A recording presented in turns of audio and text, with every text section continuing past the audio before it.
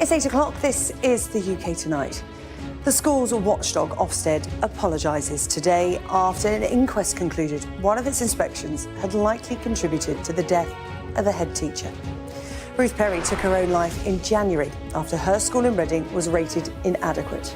Tonight, we'll be joined by a parent of 4 children from the school who knew Ruth personally for more than a decade. Also to come, absolutely absurd. That's Boris Johnson's verdict on the coverage of Partygate as he appeared in front of the COVID inquiry for a second day. The former Prime Minister also insisted he didn't back a let-it-rip approach to the virus. Tonight, I'm going to be joined by 3 people with different personal experiences of the government's handling of the pandemic to see what they made of Boris Johnson's evidence today. Plus, remembering the voice of the pioneering poet and writer, Benjamin Zephaniah. I've counted since that fire burned the many lessons I have learned. You have to talk to me and not the skin that holds me in. I took the wisdom that I got to make sure that I win. I'm counting weekly. And never mind Paris or New York, the great and the good of the fashion world have descended on Manchester tonight, as Chanel brings its catwalk to the streets of the city's northern quarter. All that to come, and much more, on the UK Tonight.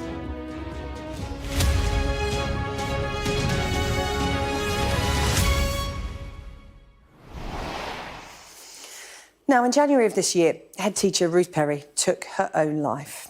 Afterwards, it emerged that the school she ran had just received a rating of inadequate from the school's inspector, Ofsted. At the time, there was great concern over the impact of these one-word ratings. Well, today, a coroner ruled that Ofsted's report was not only rude and intimidating, but also carried out by poorly trained staff, and that report had likely contributed to Ruth's death. After the verdict, Ofsted apologised, but Ruth's sister Julia said that urgent lessons must now be learned. Sadia Chowdhury was at the conclusion of the inquest for us today in Reading and has tonight's first report.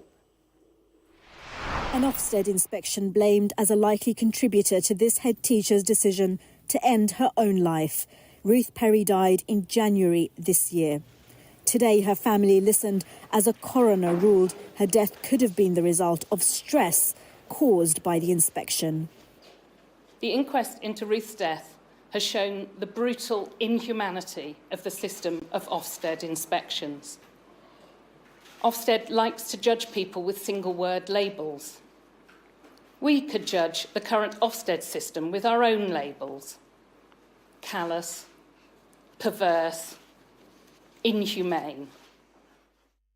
Ruth Perry's suicide came after Ofsted moved Caversham Primary School from its highest rating to its lowest over safeguarding concerns.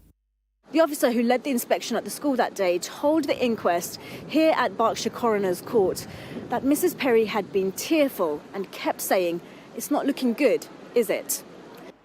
At the time, Ofsted inspectors had no specific guidance on what to do if a head teacher was stressed during an inspection. There was just one reference in the guidance urging them to take reasonable steps to prevent anxiety.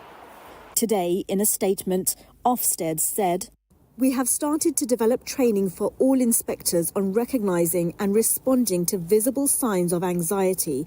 As a first step, we will delay our inspections next week by a day so we can bring all our lead school inspectors together ahead of further school inspections. As well as addressing the issue of anxiety, we will be clear with inspectors what to do if a pause is needed." Ruth Perry's school in Reading paid tribute to their late head teacher. The clock in our school playground, which is our memorial for Ruth, reminds us every day of her presence and the impact she had on all our lives. She will forever be in our hearts. The family say Ofsted changes don't go far enough. They say urgent lessons must be learnt from Mrs. Perry's death. Sadia Chowdhury, Sky News, at the Berkshire Coroner's Court in Reading. Well, I'm joined now by Edmund Ward. He is the parent of 4 children who all attended Caversham Primary School and who knew Ruth personally for more than a decade. Edmund, thank you so much for coming onto the UK Tonight to talk to us. Thank you, Sarah-Jane. Thank you. About the inquest verdict today. I know you feel this as someone who, not only just had children at the school, but as someone who knew Ruth personally. Talk to me about how you're feeling today after the inquest results and that apology from Ofsted. Well, I think it's the perfect mixture of desolation and vindication. So we've been saying now, every time this has been reported on, there's always been this caveat that it's the family that believe that she took her life because of the Ofsted inspection. We can now say without caveat that it was the Ofsted inspection that caused her to take her life. It's a terrible shame that we have to get to this point to start to begin to acknowledge that it's unacceptable to put teachers under this amount of stress. For us, this is one more step on the journey, but it's not the destination. So there's still a lot of work to go, and I welcome the comments that have been made this evening, but frankly, there was nothing at any point stopping Ofsted being introspective and looking at their practices and trying to learn lessons before this point. And the fact that it's taken a coroner's set of recommendations to even get to this point of forcing them in to do it is just abhorrent to me. Edmund, talk to me about those next steps, because obviously I know that you've been working with Ruth's sister as well, who we heard from in that report there. You're doing this in Ruth's name. What are these next steps you want? What is next? What change do you want to see happen as a result of this? All the way that we've been going along this process, we've been reacting to information that we had at the time. And the inquest itself has produced a large number of revelations. Obviously there are things to do with Ofsted's systems that we couldn't possibly know. And clearly there is a huge issue with the way that they're training inspectors on how to recognise the signs of stress and to respond to the signs of stress, and to generally inspect in a more humane way. The next step for us, so you'll be aware that Amanda Spielman leaves post at the end of the year, and there's a new chief inspector that is coming in January, and Julia and I and another Reading head, Lisa Telling, who have been working with Julia, we've been working with Julia all year, are apparently the first people outside of Ofsted that he's actually going to go and meet with. So I'm looking forward to a constructive dialogue with him about what's wrong with his organisation. And to make things better for teachers, because Edmund, as you said there, it shouldn't have had to get to this point for there to be even talk about reform. But I think what we learned in that inquest is, Ruth kept a diary, and I think it showed everyone just how much she as a head teacher cared. She wrote in that diary, I don't believe any child would not have been safe at my school. She took this personally. When Ofsted went back and reassessed the school, it wasn't inadequate. It was good. And just in that diary, it's the detail of what it's like as a teacher when Ofsted comes to inspect your school and how personally you take it. She wasn't necessarily worried about losing her job. She was worried about the children, worried about the school. Tell me more about Ruth and how she was as a head teacher, because I think we got a real sense of that from the inquest. Yeah, Ruth was an exemplary head teacher. I mean, that's the reason I'm in this position today is because when this all started at the start of the year, I wanted to communicate to friends of mine about how devastated I felt and how what an amazing head she was, because I felt very upset that the narrative had been all about this single word label that had been slapped on her and the school of inadequate, and I needed to express what a brilliant school it was and what my personal experience was. So I'd sort of, as people do, took to social media. But friends said that I'd articulated how they felt probably better than they felt they could. So they asked me to make it public. And that's how Julia got in contact with me, because she happened to read this long post that I'd written about just different feelings to do with Ruth and school and what an amazing head she was. I mean, as you know, I've had 4 children go through the school. My youngest is still at the school. I've got a 14-year relationship with the school. I knew Ruth the entire time that she was a head, and she was just absolutely brilliant. She was one of those sort of sparkling lights in education that makes education interesting and fun. She had brilliant ideas, additional clubs that she ran, and all sorts of things that she did that just made it a wonderful, nurturing education environment. You know, you couldn't want better for your kids. I had a lousy school when I was young in comparison, and I've always said this. I'm so amazed, so lucky. Various of my kids have had issues. One of my kids is autistic. Several of my kids are dyslexic. There's never been any issue identifying those problems and helping and assisting, and they've all been set on their learning journey for the rest of their school careers with the most amazing foundation, the most amazing school. And that, you know, that's the person who I hold in such high esteem, whose legacy I want to protect, who I will carry on, you know, extolling the virtues of, and meanwhile trying to change this dreadful Ofsted system. Well, look, Edmund, thank you so much for coming on and paying tribute to Ruth tonight. You know, the world could do with more teachers like Ruth, and, you know, her legacy continues through the children that she taught and through your drive for change. So thank you so much for coming on. Thank you, Sarah-Jane. Thank you. Well, if you've been affected by the story of Ruth Perry, you can contact the Samaritans. They are on 116 123, or you can email them, joe@samaritans.org. Now, Boris Johnson has hit out at coverage of the Partygate scandal, describing it as absolutely absurd when he faced a second day of questioning at the COVID inquiry today. The former Prime Minister also rejected suggestions that he wanted to let COVID rip through the population. Is our health correspondent, Ashish Joshi, and just to warn you that his report does contain flash photography from the very start. Arriving under darkness hours before giving evidence, prompting calls of cowardice from his critics. Sir Patrick Vallance's diary is 273901, page 92. But Boris Johnson found nowhere to hide when confronted with his own words about letting the virus rip through our most vulnerable communities. The Prime Minister meeting begins to argue for letting it rip, saying, yes, there will be more casualties, but so be it. They've had a good innings. Bereaved family members inside the hearing room could be heard expressing their anger.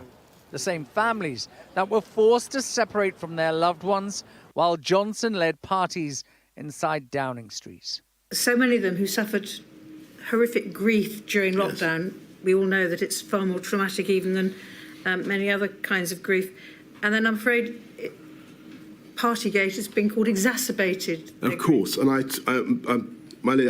totally understand their feelings, and you know, what can I do but again apologise for mistakes that we made in number 10. Johnson argued that as he was himself admitted to an ICU in April 2020, the near-death experience had made him understand the risk posed by COVID. And it goes to what you were saying earlier about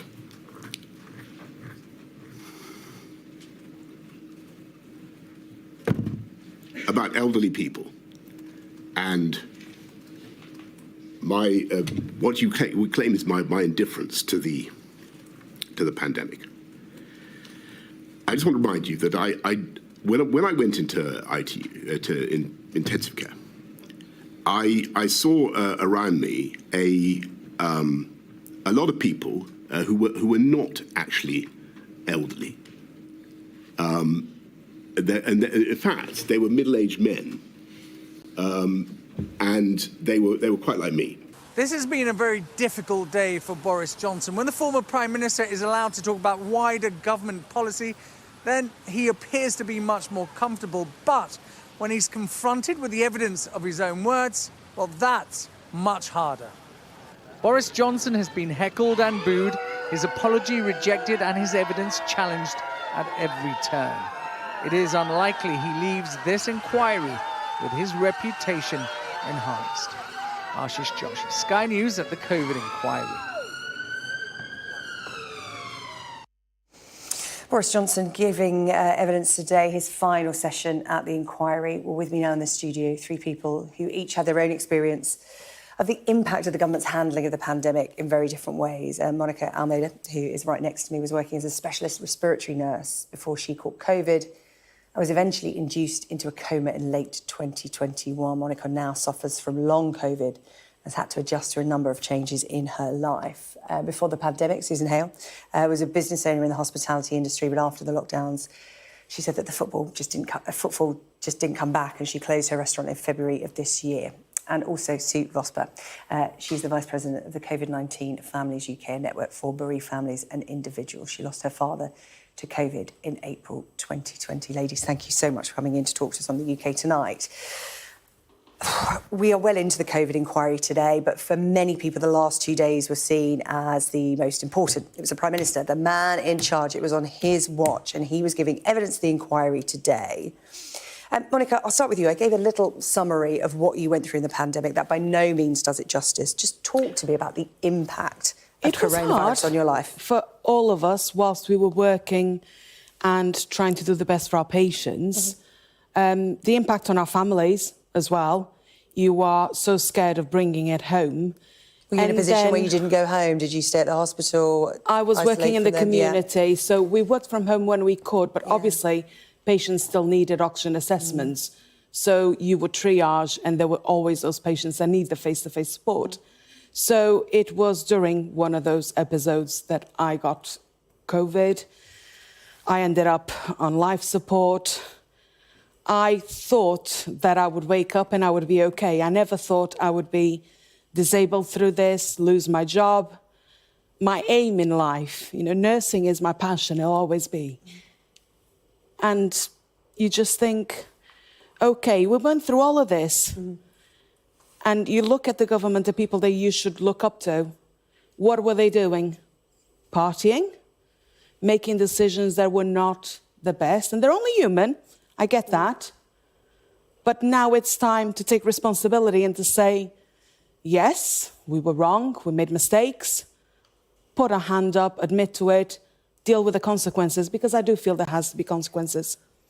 Do you feel Boris Johnson put his hand up today and admitted mistakes and took responsibility? Let me say, COVID is, I'm going to say nonsense. I'm going to be more polite than Boris.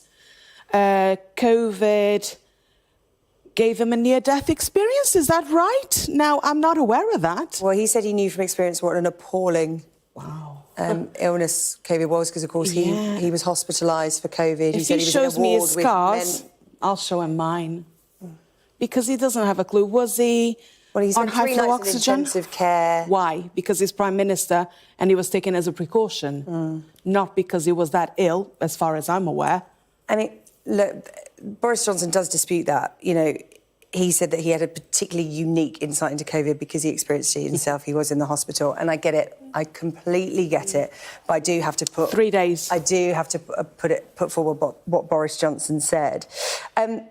Susan, what about you? It was a particularly tough time for hospitality. Talk to me about what you went through, because you came through it and then folded earlier this year. Yeah. It was the legacy of COVID for you. Yeah. So in 2019, November, Workshop got flooded.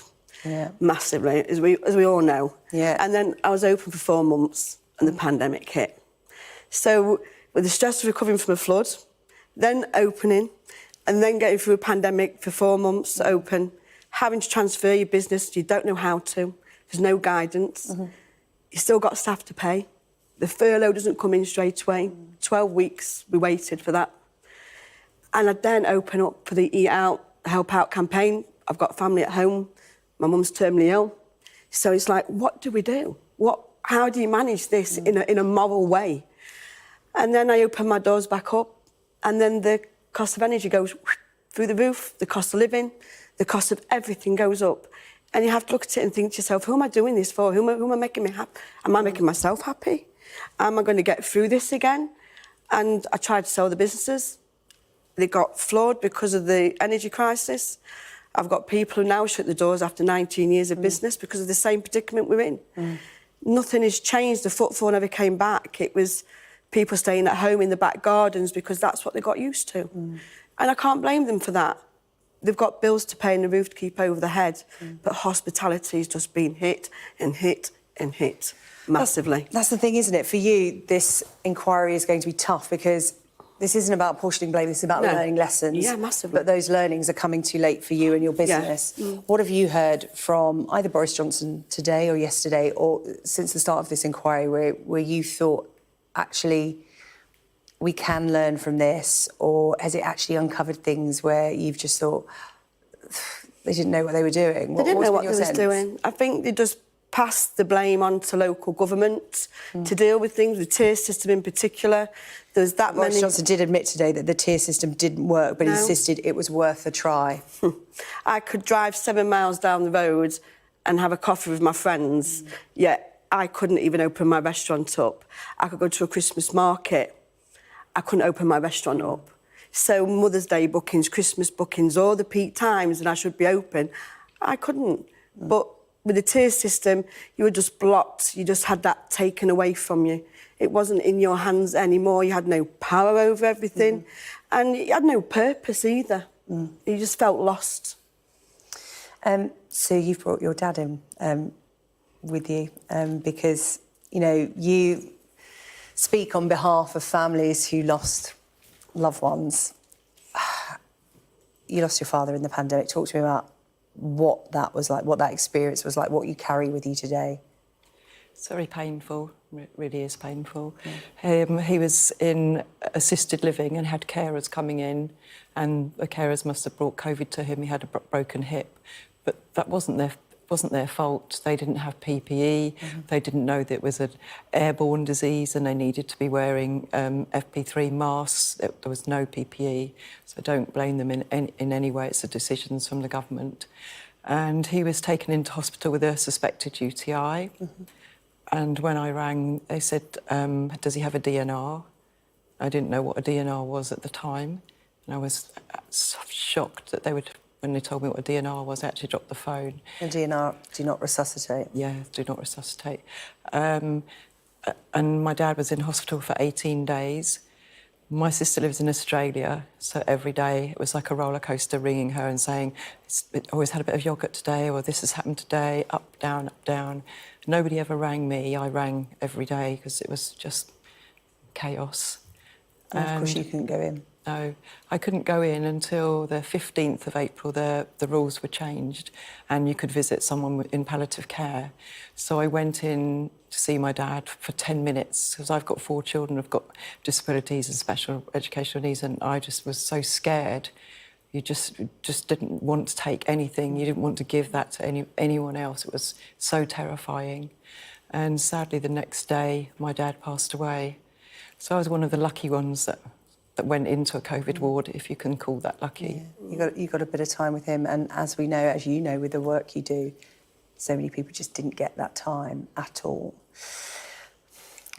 This inquiry, what do you want it to do? What lessons do you think will be learned? I found it quite interesting at the end of the evidence today. Boris Johnson was concentrating on 2 things. He wanted to know where COVID originated from. He said that's really important. We need to, get to the bottom of that, the British public and the government. And he also talked about let this be the sort of push to get health and social care joined up. Those were his 2 parting sort of wishes for the inquiry. And, finding out where COVID came from isn't within the remit of the COVID inquiry. But what do you want to come from this, and what do you think will? I'll start with you first, Monica.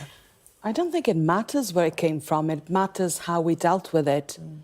And the mistakes that we made, because as a country as well, it's not just Boris, is it? It's his advisors, It's advice we might have taken from seeing how things were done elsewhere.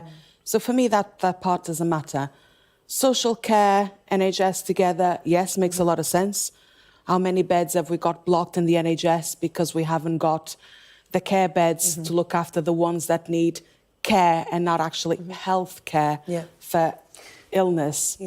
So, yes, that would be great. But for me, actually, I think we need some admission that, yes, we were wrong, but actually meaning it.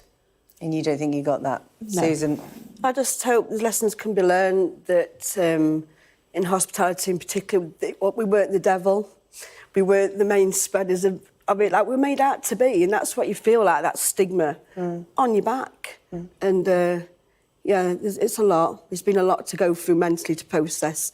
Quite a bit of anger sometimes, but where's that anger going to go to? Because there's no point in getting angry. Just try and make the best that we can out of that situation. Understand that we need to communicate more.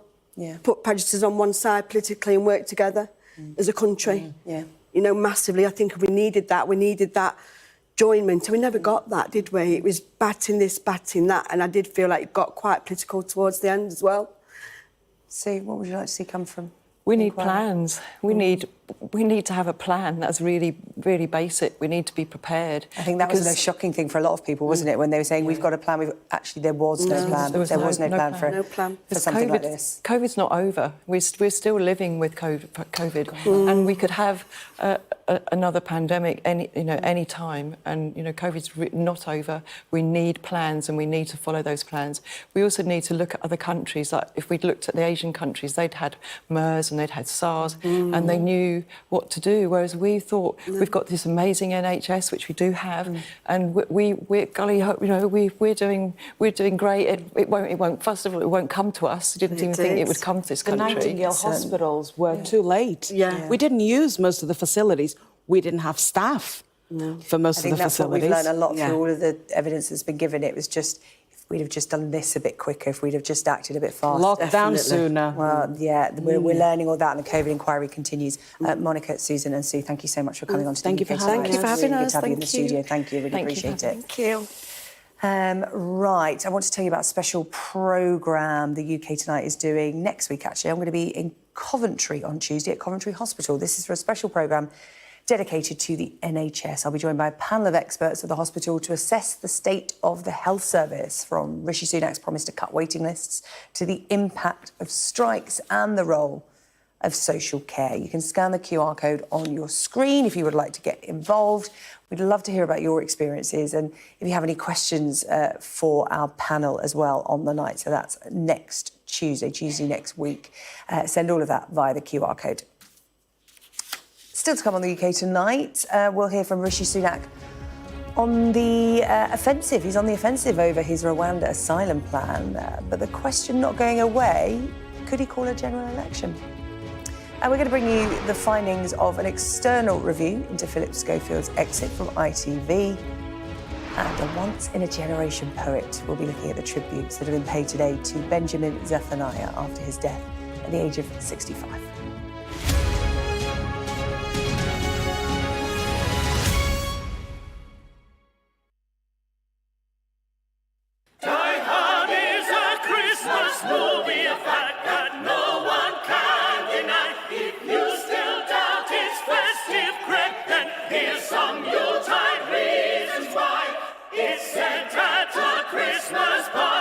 Taking place on Christmas Eve, the most festive time of year, all non-believers must agree. Well, it came about because Disney approached me and said, would I be the voice in the face of this campaign, whether to prove that Die Hard is a Christmas movie. So the lyrics to the song, literally 6-7 verses, all explain the reasons why it should be a Christmas movie.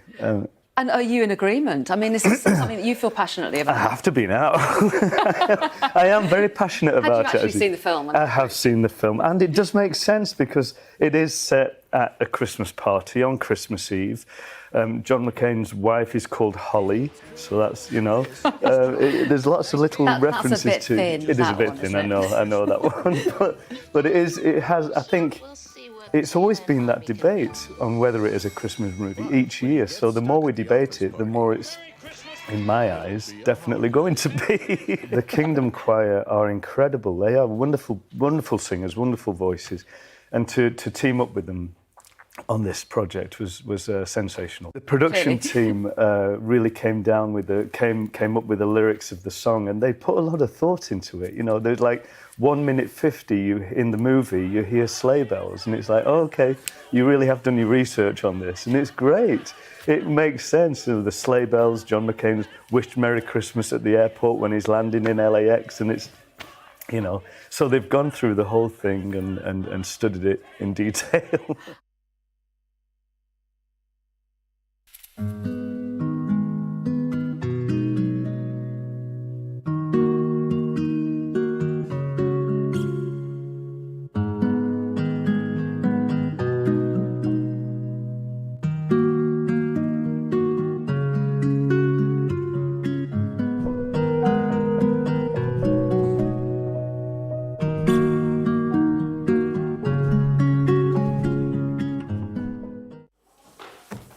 Welcome back. You're watching the UK Tonight. Now, the Prime Minister has today defended his plan to send asylum seekers to Rwanda in the face of a dangerous revolt from backbenchers. Rishi Sunak spoke during a hastily arranged news conference this morning after his Immigration Minister, Robert Jenrick, resigned over the Rwanda bill. There's no point having a piece of legislation which means you can't actually send anyone anywhere. It's not going to help anyone, right? So when we're talking about an inch of difference, and that inch making the difference between having an operational scheme where you can send someone or not, it's pretty clear that what we're doing is not only the right approach, it's the only approach, right? I'm determined to actually fix this problem, and the people who want to do something else clearly don't, because I'm confident this will work. There's no point having a piece of legislation with no one to send anyone to at the end of it, right? So that's what we're getting on with. Well, I'm joined now by our political correspondent, Gurpreet Narwan, who is in Westminster tonight. And Gurpreet, just how dangerous is this for the Prime Minister? Because there's now talk about a general election potentially in January. Well, there's a lot of discontent brewing for the Prime Minister. He was putting on a stern act there, but I get the sense that some of that frustrated energy stems less from the actual immigration figures and more from the relentless attacks he's facing from his own MPs. The right-wing faction causing him problems as usual. The Immigration Minister, Robert Jenrick, stepped down over this issue yesterday, and Suella Braverman, the former Home Secretary, has been doing the rounds this morning, criticising the bill, saying it doesn't go far enough. And this press conference from Rishi Sunak, it was all about assuaging fears that really centre on the fact that this bill still leaves the door open for legal challenges. Rishi Sunak said that the chances of those were vanishingly slim, but that wasn't enough to satisfy some hardliners who want to completely shut any route to legal challenge. The problem for Rishi Sunak is he can't give this right-wing faction what they want because his party is divided over the issue. The One Nation moderate group of MPs don't want him to disavow our international treaty obligations, and that, unfortunately, puts him in a very tight spot. Gurpreet, thank you. Gurpreet Narwan in Westminster for us tonight. Right, let's take a look at some of the other stories making news in the UK tonight. A 49-year-old man has been arrested after the death of a 7-year-old boy in a hit-and-run in Kent. The child was confirmed dead at the scene following the collision involving two vehicles on Sandgate Esplanade in Folkestone on Wednesday evening. The government has claimed the Russian security service compromised the private conversations of high-profile politicians and civil servants in an attempt to interfere in UK politics. The Foreign Office has summoned the Russian ambassador and sanctioned 2 members of the Star Blizzard hacking group, which is believed to be controlled by the FSB security service. MPs have been told that they, lords, civil servants, journalists and others have been targeted in attempts to meddle in British politics. An external review has said that ITV made considerable efforts to find out the truth about rumours of Philip Schofield's relationship with a colleague in 2019, but was unable to do so until he admitted it this year. The former presenter left ITV after he admitted lying about the affair. The network subsequently asked a barrister to lead a review into its handling of the relationship.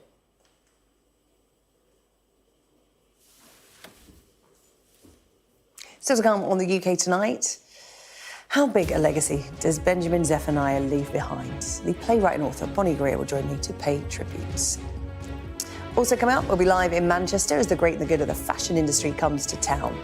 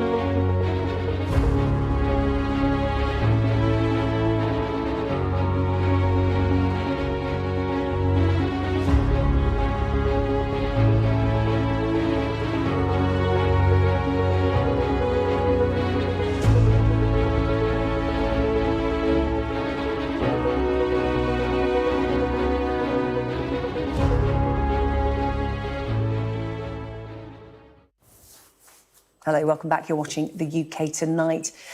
A beautiful human being, a proud Brummie and a once-in-a-generation poet. Just some of the tributes that have been paid to Benjamin Zephaniah, who has died at the age of 65. Well, his success came against the odds. He had dyslexia, was kicked out of school at the age of 13, unable to read or write. Ironic then that his work became part of our national curriculum. And while the British establishment embraced his work, he did keep some distance. Memorably, he rejected an OBE, saying the word empire reminded him of slavery and brutality. He leaves behind some legacy. Well, to talk about that, reflect on Benjamin Zephaniah's life and work is the playwright and author Bonnie Greer. Bonnie. Thank you. And we were just talking in the break.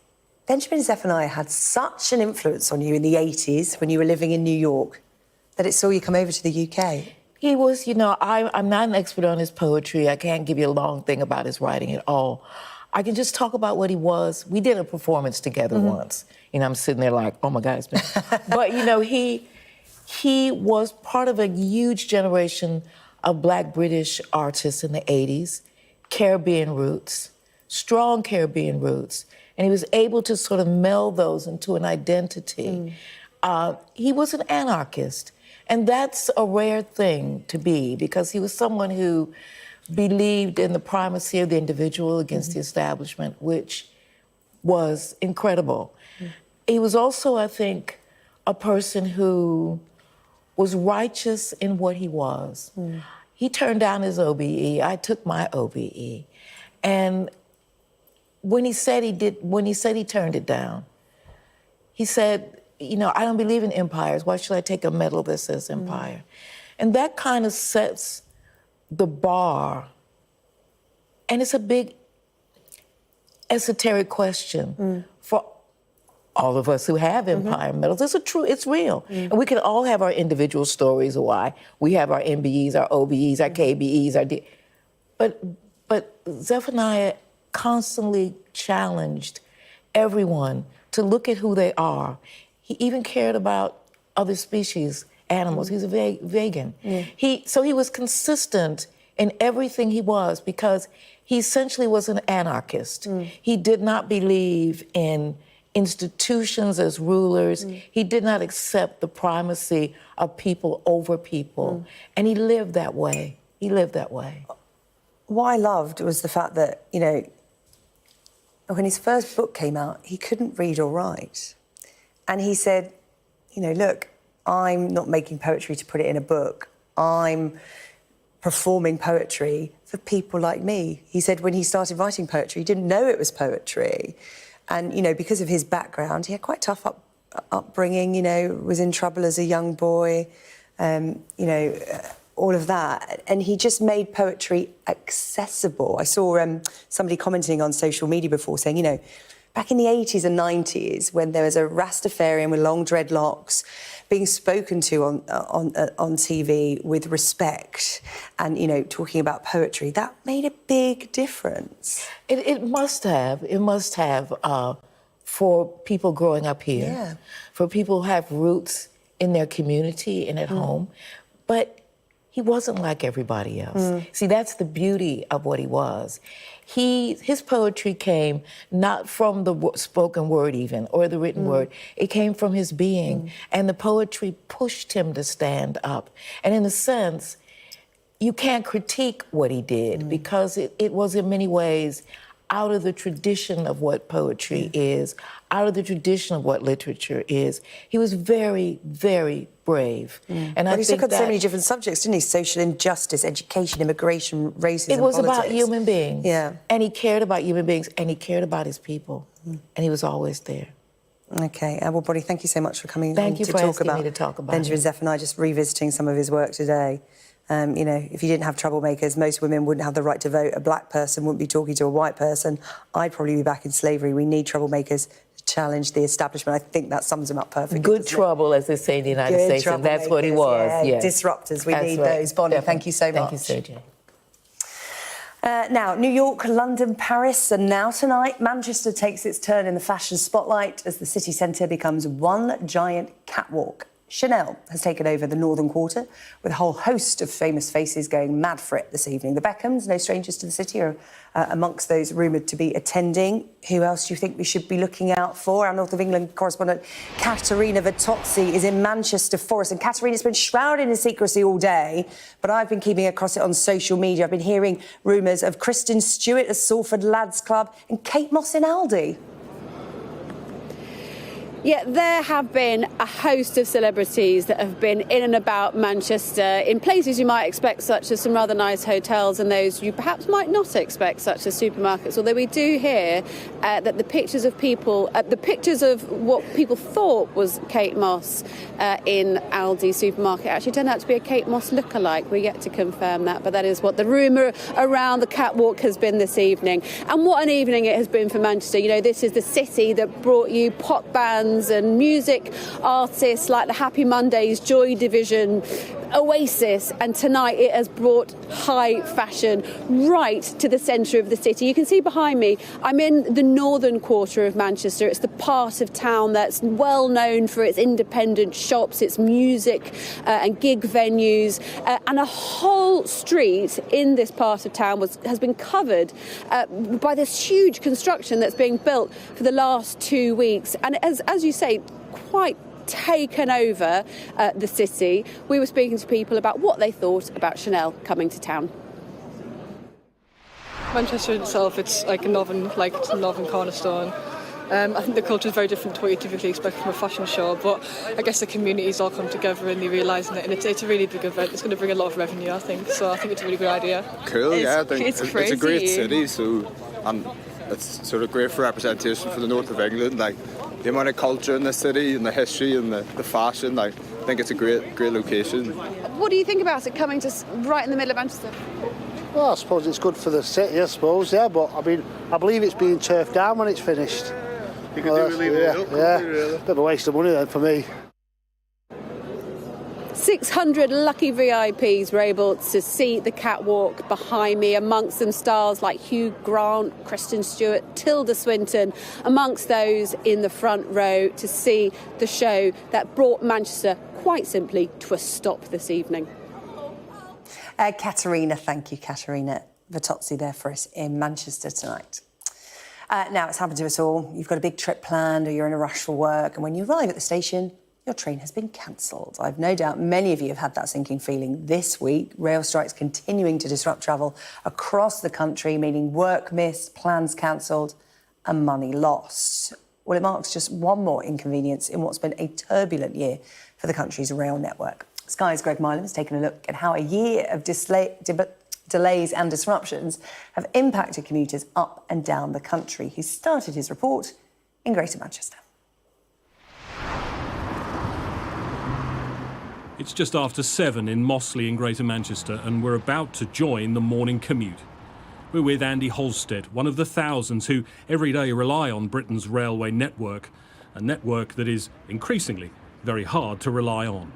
When you get trains cancelled because you have issues with overcrowding, and it's getting worse at the moment. Unreliability has been an issue that's creeping up again. The train is already a few minutes late, not an uncommon situation, and on board it is standing room only. The spreadsheet Andrew has on his phone is a catalogue of daily delays and cancellations, a fact of life for commuters. Pretty much the last thing I do before I go to sleep at night is to check the trains to see whether they're running on time, and then first thing you do in the morning, rather than reach for a cup of tea or something, you pick the phone up and you check to see whether the trains are running. We finally make it to Piccadilly, and not quite on time, Andrew will make it to the office. But his experience of life on the trains is shared by many. It's awful. It's really unreliable for me to go down to London to do the work that I need to do. It's quite a stressful experience because a lot of the time there are those delays, and sometimes you might pay extra for a ticket and not get a seat. They just say cancelled, so you wait for the next one and then that says cancelled. And then eventually, after a couple of hours, they might say, sorry, there's no chance that we're going to get the train.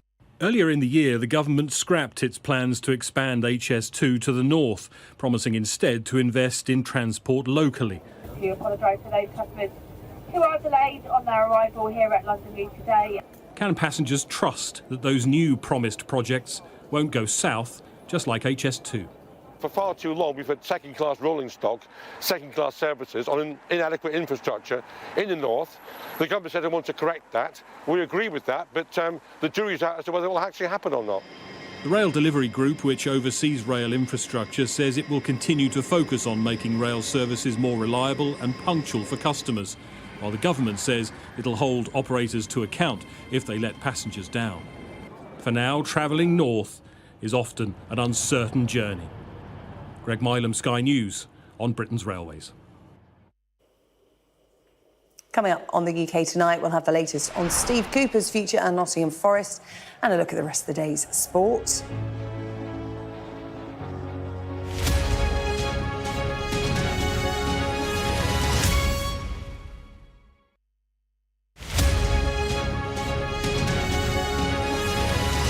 I'm Katie Spencer and I'm Sky News' arts and entertainment correspondent. When you think of Glastonbury, it's mud you want and music. They're going to cross to us live. Okay. Thank you so much. Brad Pitt is now a prolific producer behind the scenes. It's not a mystery to me. We always were capable of doing this. Oh, they're wonderful children as an audience. Who did that? Maverick here on the red carpet. I'm so excited, Tom Cruise. This is the story of the night. It's the little independent film that could. We take you to the heart of the stories that shape our world. Nor have I ever struck any woman in my life. There's this illusion of power. Are you feeling well? I remember covering the Oscars and that now infamous moment, the Will Smith slap. Nobody could quite believe that it had happened. You can tell from these crowds just how excited people are for the return of Pride. These actors playing the lead roles were born long after the Sex Pistols broke up. Are you pleased that you did say yes to the job? I've never regretted it. As a team, we've interviewed some of the biggest stars in the world. It can be incredibly surreal being swept up in their world, but we try to give you an honest sense of how these people really are. Okay, I'll talk to you. Don't leave me! Yeah, okay. There's no easy goodies. There's no easy baddies. I've had a great time here. Thank you. Thank you. Bye.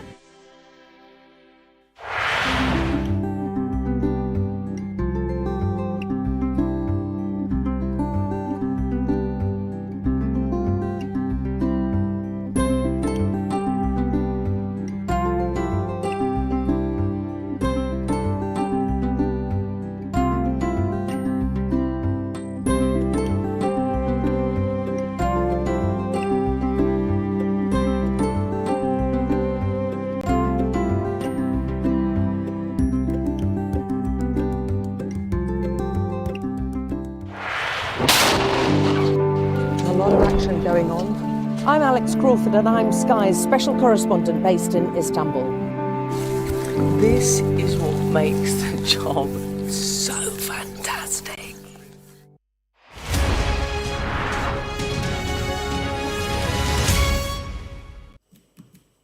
Hello, welcome back. You're watching the UK Tonight. Emma is here with the sport tonight on what has been an eventful week on and off the pitch in the Premier League. Should we start with a potential managerial sacking? Steve Cooper at Nottingham Forest. He's been talking today, hasn't he? Yeah, it has been an eventful week. We'll get to on the pitch in just a little bit, but start with off the pitch then. And the main story coming out of Sky Sports News today has been, like you say, around Nottingham Forest and about the future of Steve Cooper. And he effectively, as we understand it, has one game to save his job. If he doesn't get a positive result against Wolves on Saturday, he will be sacked as Nottingham Forest manager. And this comes after 4 defeats on the spin. And it kind of all culminated last night in a 5-0 defeat against Fulham. So there's a real kind of feeling amongst the hierarchy at Nottingham Forest that, look, maybe some fresh ideas are needed, something, some change maybe is needed. And we say it's a weird week because at the beginning of the week, there had been no managerial sackings in the Premier League, which is kind of weird to get to December and there'd be none at all. We lost the Sheffield United manager, Paul Heckingbottom, at the beginning of the week. Chris Wilder has taken over in South Yorkshire. And now suddenly, well, by Sunday, that there could be 2. Yeah.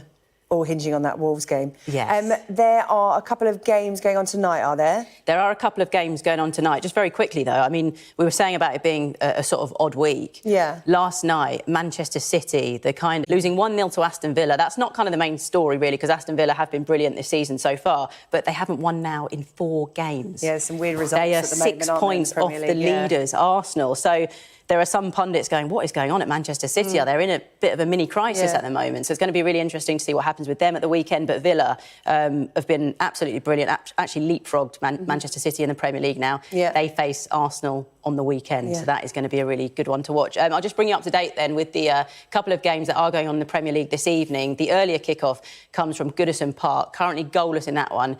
Everton against Newcastle. Everton actually, certainly in the first half, the better side, but kind of same old story really, all about chances that they just haven't managed to put away. Dominic Calvert-Lewin especially missing a number of opportunities. So goalless in that one still at Goodison Park. The other game comes from the Tottenham Hotspur Stadium. Spurs a goal up against West Ham. Interesting this one as well, Sarah, because Christian Romero, on the night that he actually returned from a 3-match ban, he's the man to give them the lead. A really nice header. Always the way. A really nice header on the 11th minute. But yeah, away from the Premier League, loads more sport coming up.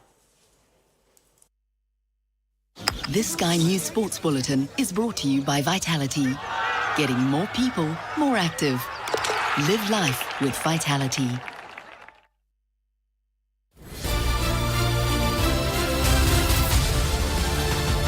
Now a warning. Some viewers may find some of what we're about to discuss distressing, something our reporter Eleanor Roper is here to tell us about. Eleanor, OK, so we're going to see white ribbons, a lot of them. You're sporting one for us now. Yep. What is the campaign actually about? Well, White Ribbon UK is the leading charity here in the UK, which is working, as you say, to end violence towards women and girls. But their work isn't just about the violence, it's also about trying to tackle the root causes of violence. So they talk about targeting beliefs, sort of deep-rooted beliefs and harmful thoughts that people might have, which kind of fuel inequality here in the UK. So it's about targeting some of those underlying thoughts that people might have and things that ultimately can go on to lead to violence. So they're urging us all to open up the debate, chat to the women in our lives and try and learn a bit more about gender inequality and what it means. We're going to hear in a moment from someone who's been affected. But I think first we've got some pictures of the way... This Sky News Sports Bulletin is brought to you by Vitality. Right, let's have a little look at the weather picture now. Warm memories wherever you go. The weather, sponsored by Qatar Airways. The unsettled and milder conditions are going to continue, with heavy rain keeping the risk of localised flooding. Tomorrow is going to start mainly frost-free with some low cloud or fog in the east, blustery showers likely across western areas. There's general rain and severe gales for the far northeast. Heavy showers, some of them prolonged, will develop more widely throughout the morning, but southern and eastern England will stay mainly dry. You can expect some sunshine there once any early fog lifts. The weather, sponsored by Qatar Airways. That's all from the UK Tonight. You can watch the highlights on our webpage. Scan the QR code on your screen. A reminder, you can share your questions about the NHS for us there as well. We're live at Coventry Hospital on Tuesday next week for a special edition of the UK Tonight. I'll see you Monday.